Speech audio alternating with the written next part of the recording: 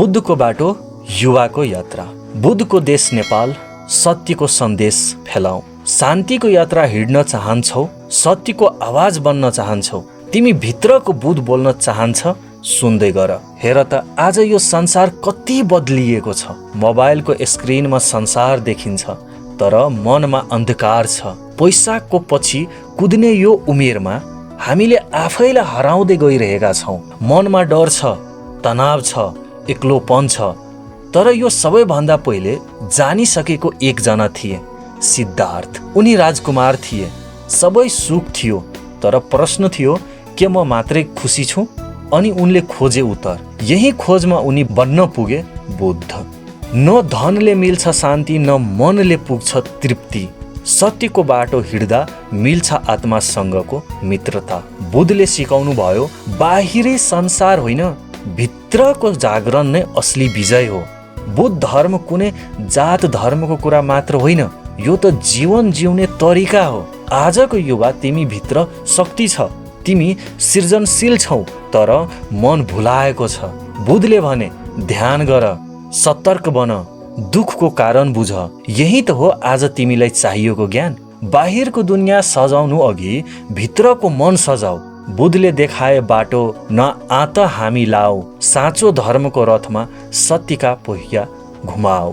29 वर्षको उमेरमा सिद्धार्थले महल छाडे। हामी भने 29मा गाडी र गहना खोज्दैछौँ, तर बुद्धले भने, जीवनको मूल्य भित्र खोज, बाहिर होइन। आज यो युगको युवाले आफू भित्रको शक्ति चिन्नु आवश्यक छ।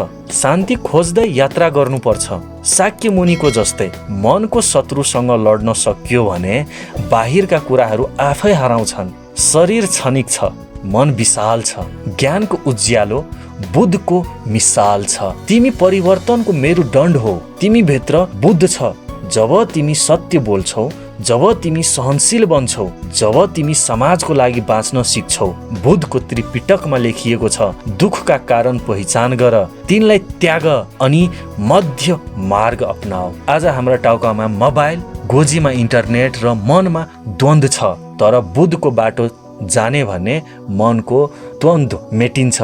मनको द्वन्द्व मेटिन्छ, मन उज्यालो हुन्छ। गौतमले दिएको गुण हामीले बिर्सिनु हुन्न। बुद्ध बनो हामी सबै, सत्यको जुन नहुन्नु तुन्न। युवाहरू, आज बुद्ध जयन्ती मात्र होइन, यो त तिमी भित्रको बुद्धलाई बिउझाउने दिन हो। बुद्धको शिक्षा कुनै विगतको कथा होइन, यो त आजको समाजको आवश्यक औषधि हो। कलान्त भन्छौ भने विश्राम गर, तर बिर्सन त तिमी पथिक हौ। सत्य, अहिंसा, करुणा र ध्यान, ये 4 शब्दले तिमीलाई नायक बनाउँछ। युवालाई बुद्ध चाहिएको छ, तर त्यो बुद्ध तिमी आफै बन्न सक्छौ। शान्तिको रथ चढी करुणाको जल पियौँ, शान्तिको रथ चढी करुणाको जल पियौँ।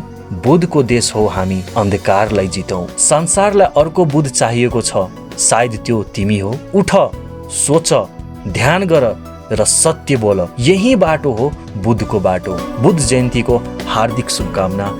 जय बुद्ध, जय नेपाल।